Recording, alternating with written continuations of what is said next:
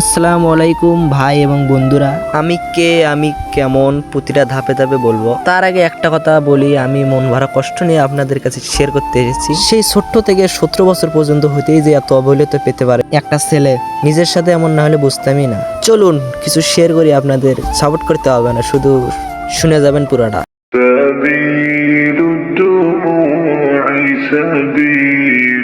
ও আগে পরিচয়টা দিই, আমি আরিয়ান শান্ত, বাড়ি রংপুর জেলায়।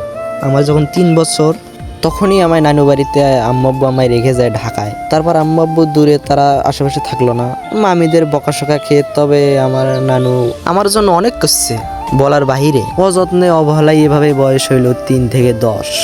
আমার 2টা বন্ধু ছিল, ওদের আম্মু আব্বু প্রতিদিন ওদের খাওয়ায়, আমি শুধু দেখি। সই ভাই, কষ্ট হলেও কেউ দেখার মতো ছিল না। তারপরে 10 থেকে 12 বছর হইল, আব্বু আম্মু ঢাকায় নিয়ে গেল। আমি থাকতে পারি না, যেখানে 12 বছর কাটাইলাম সেই মাটি ছাড়াই কি থাকা যায়। 1 বছর পর আমায় গ্রামে রেখে যায়, তারপর 1 বছর পর আবার জোর করে ঢাকায় নিয়ে স্কুলে ভর্তি করে দেয়।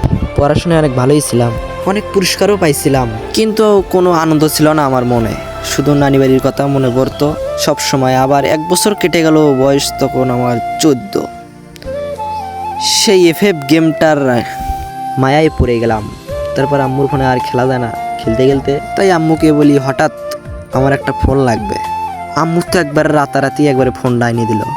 তারপর ফোনটা পেয়ে কোনো চিন্তা ভাবনা না করেই ধুমচে অনেক মজা করে গেম খেললাম।